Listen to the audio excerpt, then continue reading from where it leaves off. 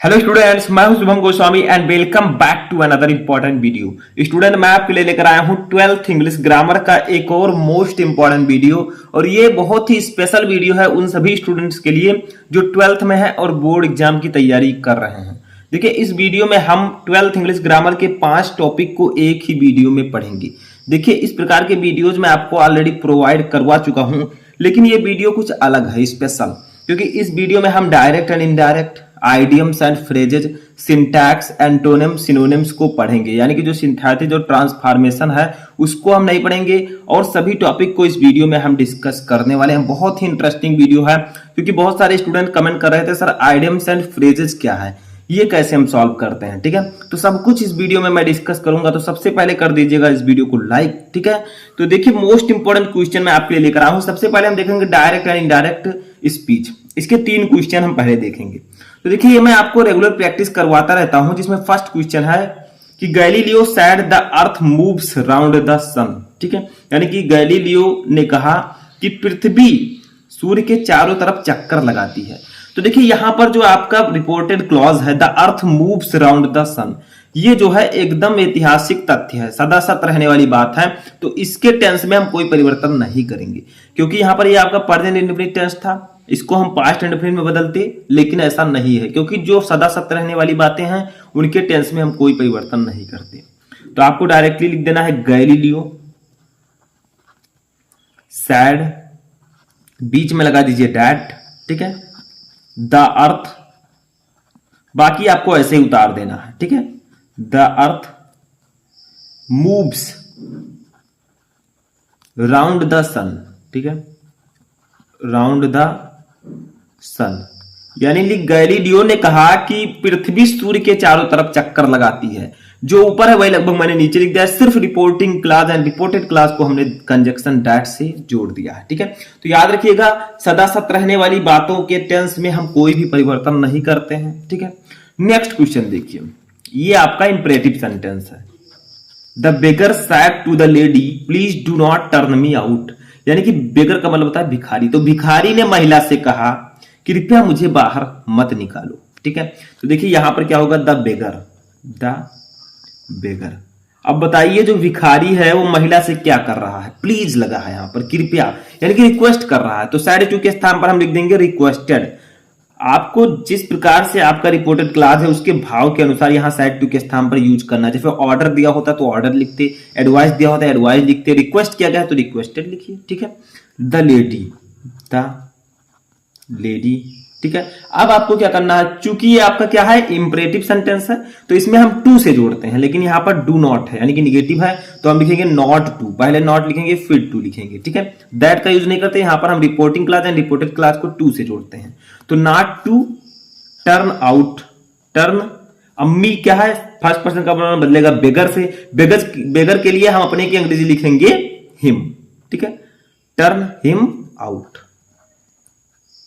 तो ये आपका हो जाएगा, हिम का मतलब उसे। ठीक है, तो ये आपका ये बन चुका है, the beggar requested the lady not to turn him out. ठीक है, ऐसे से थर्ड क्वेश्चन देखिए, ये भी सिंपल सा क्वेश्चन है, सिर्फ समझना आपको ये कौन सा टेंस है। The traveller said can you tell me the way to the nearest temple. यानी कि यात्री ने कहा क्या आप मुझे पास के मंदिर का रास्ता बता सकते हैं। ठीक है, यानी कि किसी समीप मंदिर का रास्ता बता सकते हैं। तो ये आपका क्या है, कैन आगे लगा, हेल्पिंग वर्ब आगे, यानी कि ये इंट्रोगेटिव सेंटेंस है। अब इंट्रोगेटिव सेंटेंस में हम करते क्या, हम तो लिखेंगे द ट्रेवलर, द ट्रेवलर। इसके अब यहां पर इंट्रोगेटिव सेंटेंस में हम क्या करते हैं,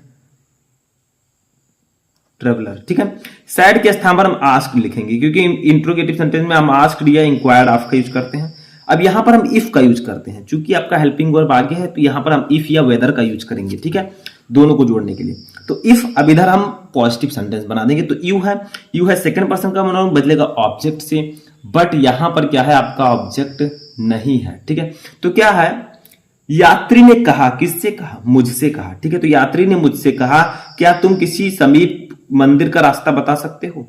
तो यहां पर मी जो है वो छिपा हुआ है, दिमाग लगाइए, किससे कहा होगा?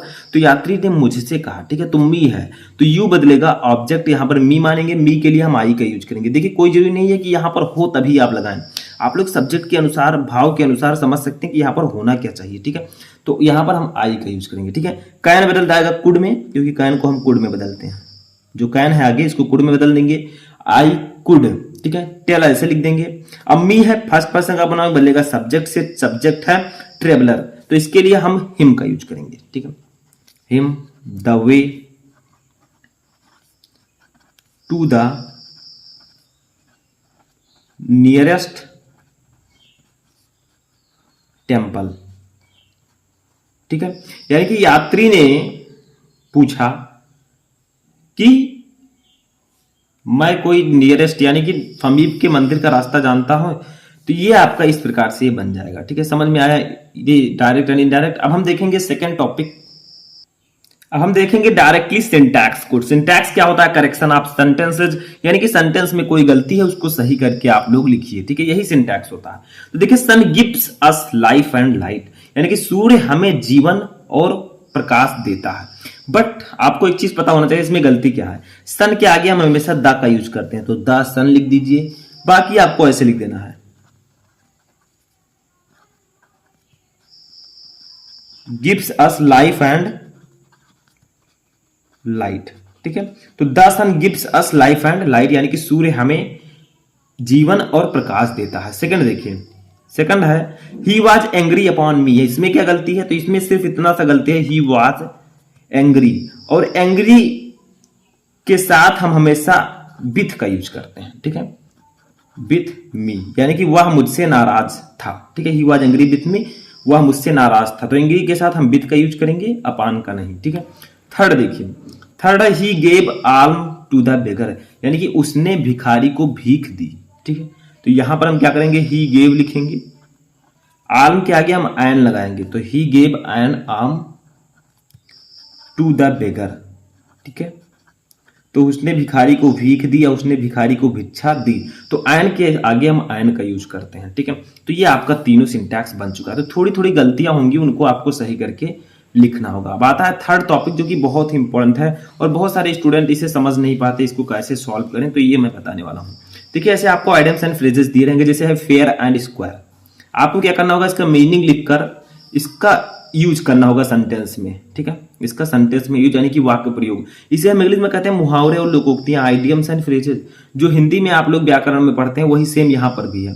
यहाँ पर फेयर एंड स्क्वायर दिया गया इंग्लिश में, उसका अर्थ इंग्लिश में लिखिए और इंग्लिश में उसका वाक्य प्रयोग कीजिए, वहां पर हिंदी में होता था, ठीक है। तो फेयर एंड स्क्वायर का मतलब होता है ईमानदार, ठीक है। क्या होता है? ईमानदार।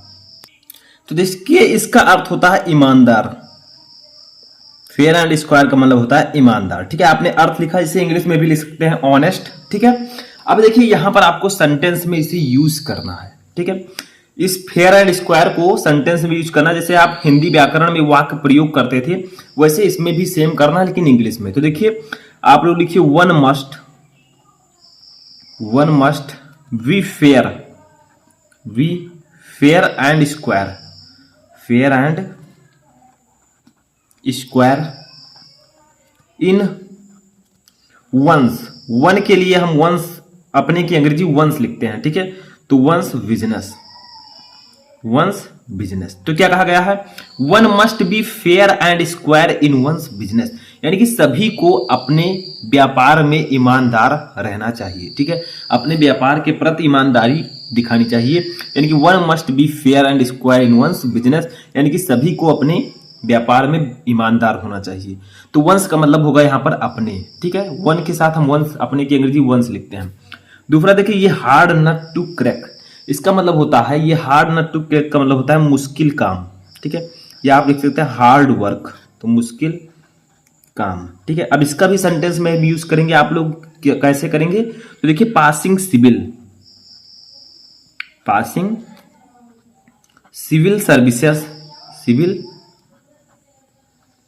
Services exam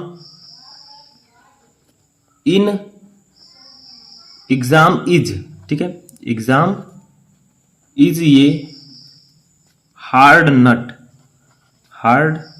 nut to crack, ठीक है।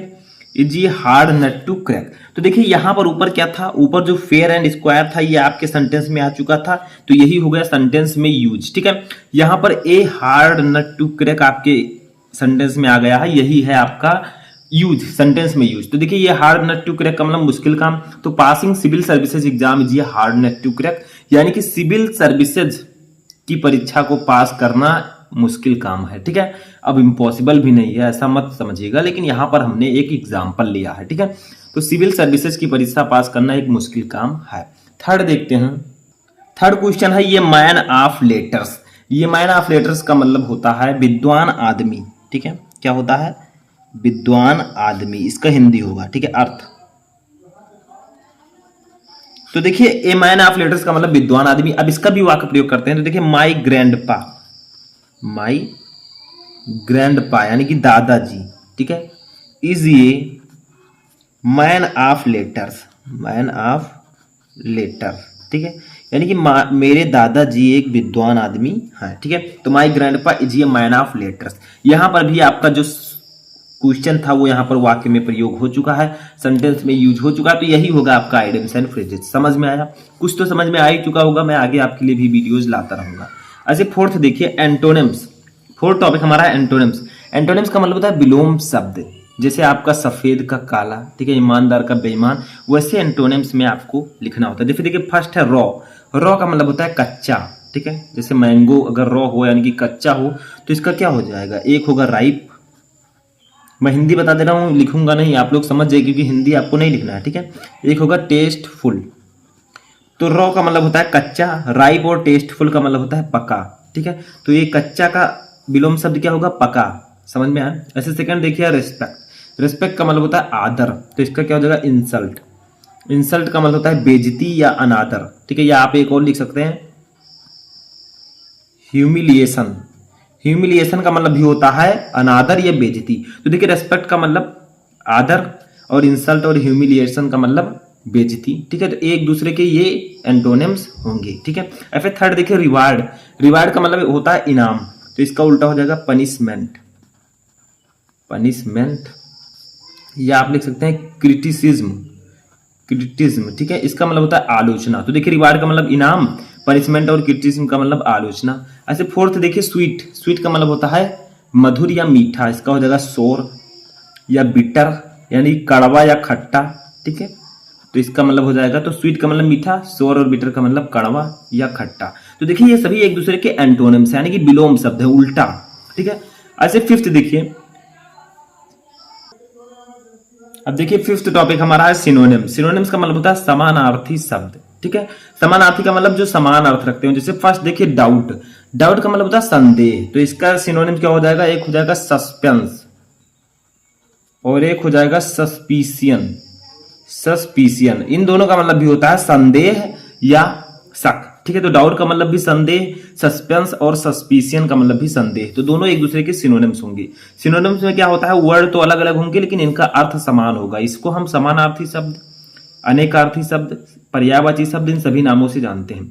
सेकंड देखिए हमारा है इंप्रेशन। इंप्रेशन का मतलब होता है प्रभाव या छाप, तो देखिए इफेक्ट का मतलब भी प्रभाव होता है। ठीक है, इफेक्ट या इन्फ्लुएंस, इन्फ्लुएंस का मतलब भी होता है प्रभाव या छाप। ठीक है, तो इंप्रेशन का मतलब प्रभाव या छाप, इफेक्ट और इन्फ्लुएंस का मतलब भी प्रभाव या छाप। तो देखिए दोनों के अर्थ सेम है। ठीक है, अब देखिए थर्ड है जंक। जंक का मतलब होता है कूड़ा करकट, तो इसका सिनोनिम्स हो जाएगा रबिश